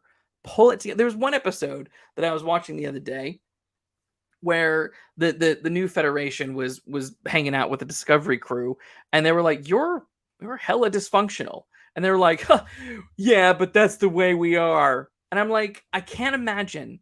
I can never imagine anyone on the Enterprise, or on Voyager, or on the Defiant, Deep Space Nine, or on the Enterprise D. I can't imagine anyone being like praising any kind of dysfunction. It's, if you are dysfunctional, you don't belong on a starship. You just don't. And I know this is all part of, like, what I call like the Gilmore Girlsification of TV shows, in which everything is zany and wacky and rapid fire dialogue, and everything's meant to be spunky. Um, but like it just doesn't work with Star Trek, and I find myself screaming at the screen when I'm watching this. I'm like, no, you shouldn't act like this. Like, it blows my mind. And in one of the most recent episodes that I watched, Saru, the big tall guy there with the big long hands, has a dilemma, because Michael Burnham, the lady in the front here, was his first officer. And then for some reason, she just can't help but be insubordinate, and decided to go off and do some stuff that she was told directly not to go and do, which in and of itself has happened a lot in Star Trek's history, but but but normally the characters sort of, I don't know, they'll either give up their command, or they will risk their being kicked out of Starfleet, or and all that sort of stuff. But she has a habit of constantly doing it, and constantly being praised for being insubordinate. Um, and this episode tried to like pretend that there were repercussions for it. And that after she had done it, Saru was like, "Well, I have to, you have to strip you of your command, and you can only be a science officer for now, blah blah blah." But then the most bizarre thing, Saru then goes and nominate and asks Tilly, the ginger girl standing next to him, to be the first officer. Now, you would assume that she must be the next in the chain of command. Wrong. She's like a bottom of the barrel ensign who works in engineering. And everyone just applauds this decision. They're all like, yes, you should be the second in command now because you're just so pure of heart and wonderful and kooky and zany and we love you. And there's literally a scene where she walks into engineering and the entire bridge crew for some reason is down there waiting for her, and they all just give her their validation. Like, it was the most bizarre. I would be so fucking pissed if I was the actual like third in line and found out that the captains went to the bottom of the barrel and got some stupid ensign from engineering. It would be like Wesley Crusher. It would be like Riker being stripped of command, and Picard going to Wesley and being like, "Hey, I want you to be my second officer, my first officer. Will you do it?" It's absolutely bonkers. And the other thing that is driving me nuts when I'm watching this show is the amount of like validation that is going on. I don't know if I've seen a show in which most scenes are dedicated to validating someone's feelings, someone's opinion, someone's station. I'm just like, I don't give a shit about you being validated. Just do your job. Like, I never watched Deep Space Nine waiting for Sisko to be validated. His actions alone validated him. He didn't need to break down and cry or seek validation through Kira or Dax. Every once in a while you will get a character who is, a little insecure. Barclay, for example, in TNG. He was clearly someone who was intelligent and smart, but a little off, a little out there, a little on the spectrum. And he went and sought his validation through holodeck programs, but then had to learn to accept who he is as part of the crew and make real friends rather than holodeck friends. And also you think about someone like Nog in Deep Space Nine. He was a Ferengi. No Ferengi had been in the Federation or Starfleet up to that point, and he wanted to enlist in Starfleet and go that route. But he had to really fight for it. It wasn't just that he wanted to do it. So Sisko was like, yeah, Sisko, who had to like sign off on it, was like, nah, I don't think you're ready for this. I don't think you can do it. And he had to like prove himself and prove that he was worthy of it. And there was no sort of, he didn't need this, he didn't like go off and cry and not get it and then Sisko feel bad and be like, oh, I can really see how much that upset you. So yes, I'm going to give you my, my permission to, here's my written permission that I endorse your application into Starfleet. You didn't get that bullshit. So yeah, I watched this show and it is really, really frustrating. I struggle to get behind it. I'm told that series 4 is apparently better, and that this whole concept of the burn is actually not very good. But once it gets to series 4, it becomes a little better. We'll see. I will try and go there. I'm really tempted. You can either comment in the chat or you can leave a comment below, depending on when you're listening to this. But I am tempted when Strange New Worlds comes out to do like live watch reactions and just make commentary along the way as I watch the show. I don't know how interesting that would be or if it would be really boring, but I am tempted. We'll see how that goes. But it is a shame. Because I think you look at things like Picard Series 3, which it was absolutely phenomenal. Stellar writing, well acted. It looked great. it all fit within the rules of Star Trek and made sense. Um, so I just don't understand why shows like Discovery just can't do it. I feel like it's. I know some of these writers actually have that worked on Discovery also worked on or actually I think some of them worked on early episodes of Picard series 1 and 2, also worked on 3. But when you have someone who has a strong vision like I think Terry Matalas did with series 3 of Picard, um you can feel the difference in the way the series lands versus where someone is just trying to do their take on Star Trek, and that's always where you're going to get off to a bad start. When it came for TNG, Roddenberry was involved. He created the show. When it came to Deep Space Nine, the people who worked on Deep Space Nine worked on TNG, and it was oversaw by why can't I remember his name? It was literally there at the top of my head. Rick Berman. Rick Berman oversaw all of that and Voyager, and that's why everything felt consistent because he was very much dedicated to Roddenberry's vision within mostly they were starting to kind of expand the parameters a little bit because of some of Roddenberry's rules and dictations. I think were a little bit kooky, but even he broke his own rules a lot within TNG and TOS.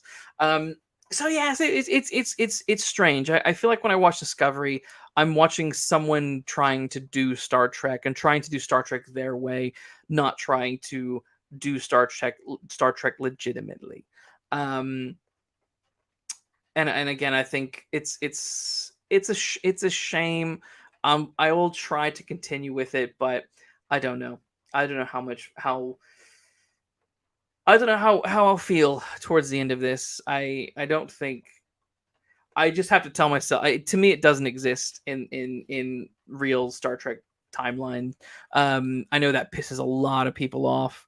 Um, when people say that, but it's just the way it is. I don't think it. I have to view it as something that's completely outside of the timeline of TOS and TNG. Um, yeah, I just have to ignore it wholesale. So yeah, that's my Star Trek rant. I could say more, but I'll leave it for now because who knows? Maybe one day I will do an actual chat with other people who are Star Trek fans. Maybe we'll see. Um, and anyone has any other questions, I'm probably going to wrap this up. Because yeah, it's not late, but it's hot. It is really hot up here, and I guess I need to get a fan, up in the old lofteroo. Um, anyway, keep going. What do you want to talk about? You say keep going, but tell me, ask me questions. Oh my god, that is hilarious that you say Star Wars Ray. That is hilarious. You're not going to be able to read my writing, but like I actually had a Star Wars Ray idea to talk about.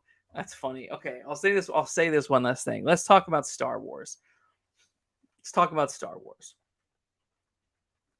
I'm gonna have no voice tomorrow, but that's okay. Disney announced that they're gonna do a Ray series, not a Ray series, a Ray movie. And I don't know if the Ray movie is going to be Star Wars Episode 10 or if it will just be Ray a Star Wars story. I kind of think they need to stop. I feel like Disney needs Disney just needs to stop in general. I don't need a voice. Disney they need to stop in general. But I'm like, so will it be episode 10 or will it just be its own thing? Or maybe they should just do like a Star Wars story instead of trying to do new episodes in the saga. They probably don't need to do any more episodes in the saga. Just do side things. Do your TV shows. Star Wars is so boring and overdone anyway. But it's funny to me that they talk when they talked about this Ray movie that it's it's going to be what 15 some odd years um after the episode 9, or is it 15? Maybe it's more than that. It's a lot of years after that after episode 9, and it's people are gonna Ray's attempting to do the Jedi again, and it's all in disarray, and it's all a bit like, but wasn't that literally what was going on in The Last Jedi? Wasn't that literally the backstory with Luke? He was like the Jedi Temple stuff was all struggling. Like what's going on? Like to me that's weird. But I got thinking about it. I got thinking, why are they doing such a big time jump? And I think I know why. They're gonna do a time jump because they're gonna do a Mandalorian movie. And what's gonna come after that Mandalorian movie? It's gonna come the Rey movie. And in that Rey movie, you're gonna finally get Baby Yoda, who's now old enough to talk and do stuff. And she is going to train and do some Baby Yoda stuff. She's gonna do some stuff with Baby Yoda. I think that's what they're doing. I feel that is the end result of following the Mandalorian, and Baby Yoda's adventures are going to be leading up to Rey and Baby Yoda going on an adventure together in the Rey movie. Rey movie. I think that's what's happening. Here's a good question. My Luke questions. What is your favorite Godzilla design? And explain. And what was your first theatrical experience? My first, as in just general theatrical experience, or Godzilla theatrical experience? My favorite Godzilla design, I gotta be honest, it's gonna be this one. I'll pull it up. Uh, this one has always been my favorite. I love this one. Godzilla's wonderful. Godzilla's wonderful and great. I've always loved Godzilla since I was a kid. I remember watching Mystery Science Theaters that were Godzilla movies, and I even with them making fun of it, I wanted to watch it because I loved watching Godzilla. Yeah, the 1984 Godzilla is peak Godzilla. The one on either side, like 2 and 3, favorite design would be 1. The very first Godzilla would be number 2, and then number 3 would be Godzilla versus Biollante, which is more or less the 1984, but just slightly different, a little bit more green, and not so sort of blackish green, gray that he is in 1984. Those are I think my 3 favorites. The Godzilla, the kind of, there's those like goofy looking Godzillas in the 60s and 70s that where Godzilla basically became like the MCU. It was just tired and cheap looking and stupid. And then out of nowhere 1984 comes and just totally kicks ass. So yeah, that's my favorite. And I guess that's my explanation. My first theatrical experience. What do I remember? I don't know if this is my first, but I can remember a couple from when I was really young. So how old was I when Toy Story came out? It was pretty young, but that wouldn't be my first. But I do remember going and seeing Toy Story. I think it was like 7. I seem to remember, I have a vague memory of going and seeing a Disney film. I want to say it was Beauty and the Beast. When did that come out? No, 1991. I might have been too young for Beauty and the Beast. Which one was it?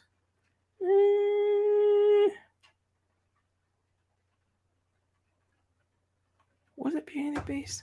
I don't. That's hard to remember. That's really hard to remember.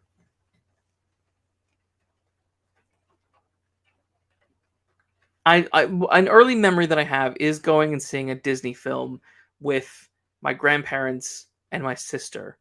And it was clearly some sort of like kids showing of some kind, and there was some sort of giveaway. Because I remember being really upset because my sister, not really upset, but I remember being kind of bummed because they did some sort of giveaway thing at the front, and my sister got to go down, and I didn't understand why, and I wanted to go down and like get whatever was being got down there, but I didn't. But that was definitely a Disney film. It was definitely a Disney film. I don't know if it was Beauty and the Beast or if it was a like a re-release of Beauty and the Beast or something like that. But because if that came out in 1991, um, I would have been pretty dang young, but it is possible that I did go and see it, but I would have been very very young. Um, what else did I see? I have memories of seeing when did I remember going and seeing Airbud. When did that come out? That film was stupid. I hated that movie. 1997. Yeah, no, that would have been much later. That would have been much later. Um, when did and then obviously I remember going and seeing Toy Story. I think Toy Story is probably the first big movie that I remember going and seeing in the cinema, and just absolutely loved everything about it. I was a instant fan with Toy Story. I was hooked. I needed the action figures the minute that film was over.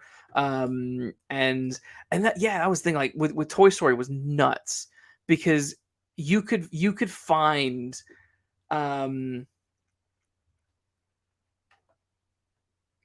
sorry, Frank in the chat says it's possible you saw it in 1992. Um it was released in November of 1991. Yeah, it's possible that I saw it. I think I did. I think it must have been its actual release.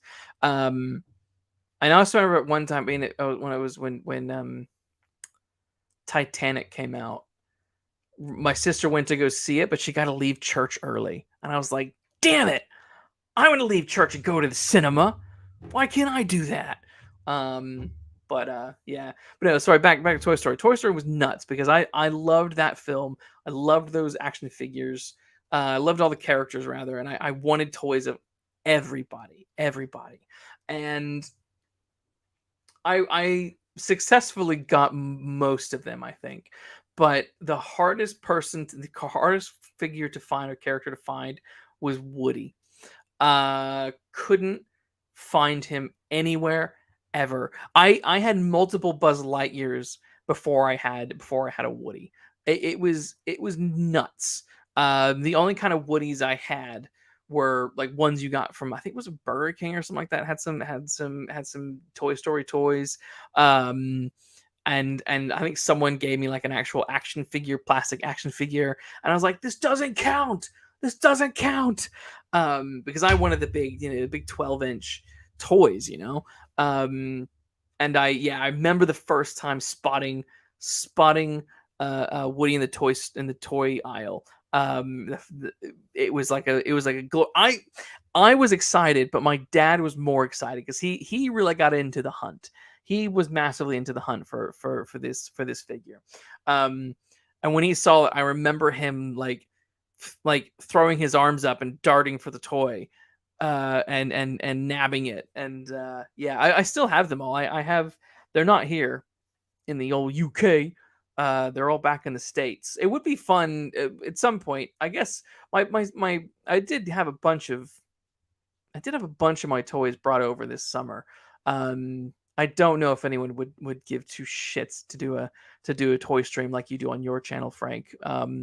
But I would have no problem doing a nostalgia stream, and going and showing off some of that stuff. But yeah, no, I got everyone. I think I had Woody, I had Buzz, I had Bo Peep, I had Mr. Potato Head, Slinky, the little binocular guy. I can't remember his name. Um, Etch, little Mr. Talkbox guy. Who else did I have? Who else? Who else is there? I had so many. The only ones I never had and still don't have are the Toy Story 2 figures. I never got Jessie and Bullseye, and Prospector. But did they ever do a proper prospector? I can't remember. But yeah, so those are the only ones that I never got. I should do a nostalgia show. Maybe next week, if there's still no baby. I will consider that. If not, I will do that some other time, maybe in June, when there's no time to prep a show, and I want to do one. Yeah, okay, yeah, no proper prospector. I didn't think there was, and that's weird to me. I don't know why, but I still feel like at some point I should get a Jesse and I should get a Bullseye. I feel like I should do that. I did. Uh, Even though my old Woody and Buzzes are in the States, I did a couple of years ago buy a Woody and a Buzz so I could have them here. Just a couple of versions here. I don't know why I did that, but I did. Whatever. But yeah, I don't know. What are the questions you got? My big thing over this summer though was purchasing the original 1990s Star Trek action figures. That was a mission. I went and no, I took them down, but I went and got the Deep Space Nine crew and the TNG crew. I wanted them.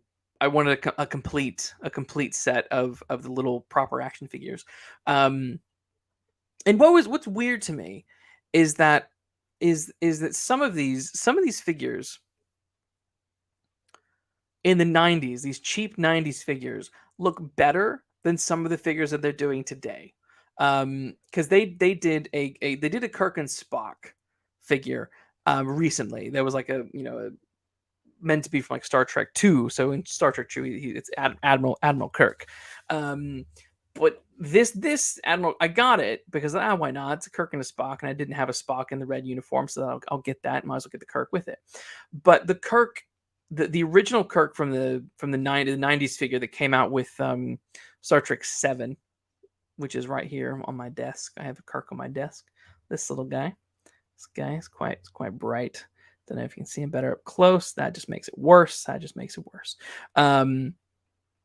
This looks more like William Shatner than this new model. And it's bizarre to me. It's weird. I don't understand how, like, this would not have cost very much back in the day, but the likeness is much better. I have a Chekhov and a Scotty that is from this same set, and like and also have a Scotty from his appearance in Next Generation, and it looks like him. It looks like Duhan. It looks like him. It's just bizarre to me. Frank says, I'm considering doing research for a Batman Forever So Robin toy lot for a stream. I kind of want to do that. Do it. I was watching you when I was watching your stream where you had the Batman Forever Robin and Batman like 2-pack thing. I had the same one. I loved those. Those are, I don't know, they look good. They're cool. They're cool action figures. Yeah, I have them now. They're way over there in a box. I never had growing up though. I never had many Batman figures. I have more now than I ever have. And I quite like this Keaton. Now, I do have some gripes. And yes, they do still look great. Those things. This Keaton is cool, right? This is from the Flash, the new Flash movie. I kind of wish he had the gold belt. Not gonna lie, he is scuffed. Came in the package scuffed, and I just couldn't be bothered to send it back because it's just too much fucking effort. But the one criticism aside from the goddamn scuff is the cape. I don't like this cloth cape. I think it's sort of frayed a little bit, and it's not like the best. Like the sculpt and like the body design look pretty cool, but like I said, that and this cape are they're not great. They're not. It's not the best. Um, Whereas if you compare it to the Robert Pattinson Batman, where it's just like a rubber cape, it's like, why didn't you just do that? I didn't need. I don't need a. I don't need a cloth cape. Just do the rubber cape with the Keaton Batman. That would have been better. Um, so yeah, but yeah, because this one also looks pretty cool, but it's weird to me. It's weird to me they did that. Yeah, Frank, you say that I feel McFarlane will do a proper nine. We'll do proper 90s 89 figures. I mean, I would love that. I mean, I would consider getting I would consider getting that if they did it. If they did it. Um, oh, is that why? Because see, I don't give a shit. I don't give a shit about that. I mean, I know other people will. Other people will care about putting Batman in the little cars and things like that. But I don't. The car can just sit over there, and the figure can just sit on the shelf. But I guess for kids. But the thing is, like, these things are too expensive for kids. Like that's the big joke is like when like my kid like she's gonna have to be really careful when she's up here because there's all these toys that she can't play with. I know it sounds so mean, but it's like these things are not cheap, like at all. Like some things are, but even like these Mario and Luigi's, like they were like 20 quid each. That's ridiculous. No, that's absolutely ridiculous to me. Um, but I still got it. But like these Nikas and stuff like that. Kid can't play with that. Kid can't play with that. 50 for a Batmobile ain't bad. Uh, a car, maybe not. Depends on how it depends how sturdy it is. Um,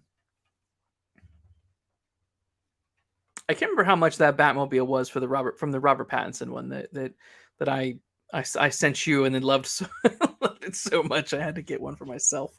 I was like, I need this car. The funny thing is about that car, dude, I had no clue how big that thing was. I could show it off. Okay.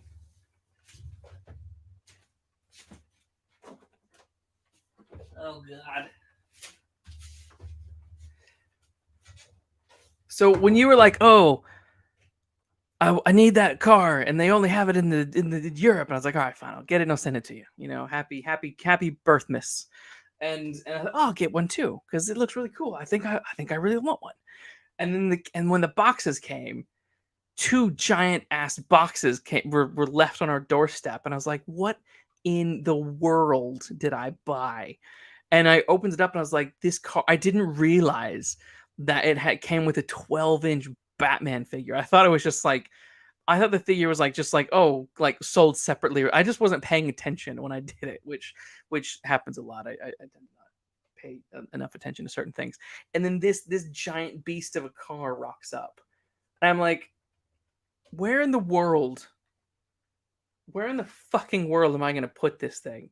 Like I have nowhere for it. I was like, oh maybe it could go on this shelf behind me, but no, it doesn't fit. It's too big. It's too big. There's nowhere for it. So it just sits on the floor over in the corner with Batman inside of it. But it's fine. It's cool. It doesn't bother me. I'm fine with it. I'm fine with it. Um, yeah. Anyway. I don't know. I don't know. What else? What was funny though, when I was doing my Star Trek search, my search for Star Trek toys, um, I was looking for Deep Space Nine ones, and there was someone selling a whole lot of DS9 toys somewhere, and I it was like you could make them an offer, so I made it. I made an offer slightly under the asking price. But again, classic me not paying attention. um, Thought I was only getting like 4 or 5 figures because it was like a picture one. They had multiple pictures and stuff. Um, and then like in each picture was like a lot of how many. And I only looked at the first I only looked at the first picture because it had all the ones that I wanted. And so I went in asking a little bit beneath the price. And then when the parcel came, it was a big parcel. I assumed it was going to be a big parcel. But then there were like 4 other figures that I didn't know were coming. So I ended up getting these massive, like this massive stockpile of Deep Space Nine toys, where I got like different versions of O'Brien and Cisco and who else? So Gul Dukat. I've not opened that yet. And then, in one of my Next Generation hauls, for some reason, they included an extra toy. They included a Data dressed in like 1920s garb, like with a fedora and stuff. It's. I was like, that's hilarious. So I've actually like gained more than I actually anticipated getting. I have been tempted. I don't have any of them nearby, but I have been tempted to resell some. But I'm not sure. I've not bit that. I've not bit that bullet yet. Um, Oh, Frank. Okay, so you say nail polish remover can help with paint scuffs. Paint scuffs, it'll remove it unless it's an actual scuff that removed paint. Okay. Well, maybe I will see what Claire has, because that's the thing. It's like it's really just it's hard to say because this. Yeah, I mean, maybe I'll give it a go. I'll give it a go. But this one of these scuffs, I mean, this one looks more. I can't quite tell if that's like gone through the paint or what. But even that side of the chest is a little is a little scuffed. But sitting on a dark shelf, uh, to my back. I can live with it. I just didn't want to return. I just didn't want to go through the hassle of returning it. I probably should have done, but I didn't. But I didn't. Oh well. What else? What else should we talk about? Since you got me here 2 hours later, it was funny because earlier I was like, I told Claire, I was like, oh yeah, I'll do a show, and then maybe we'll watch a film afterwards. And she's like, yeah, but you'll talk for an hour, and then once you get to an hour, you'll say you're gonna wrap it up, and then you'll talk for 30 minutes, and then by that time it's gonna be really late. And it's like, yeah, okay, that's fair enough. And now I've gone well over even that time frame. Oh well. Oh well. I don't care. I don't care. I don't know. What else you gonna talk about? What else you got? What else you got? What else you got? Otherwise, I might actually wrap up because I don't know what else to say. I don't know what to say right now. Could talk about. Oh my god, I know what I want to talk about. Hang on. Let me see what this is about first. Let me see what this is about. I have no interest in talking about Guardians of the Galaxy. Don't give a shit. I'm not going to see it. I'll see it when it comes out. I'm not going to go to the cinema. I'm not going to go to the cinema to see it. But I hope to God that it's true. Hang on. Let me see if I can find it. Let me see if I can find it. I want to find it so I can show it. Let's find it. This is a boop.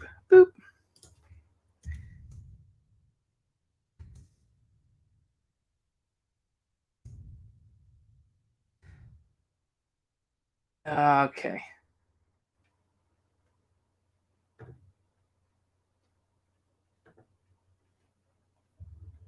Let's see. Okay, I can't. It says okay. I found it hilarious. A couple. I'm sorry, not paying attention to anyone else but myself. The other day, it was just so funny. There was stuff going around the internet that that Mila Kunis was going to be the Thing in the Fantastic Four reboot that's coming out with the MCU. And I'm not gonna lie, that cracked me the fuck up. And I was like, I kind of want that to be. I don't know why. I think it's because Marvel is such a joke now, such a sad joke that that would just be great. That would just be great fun.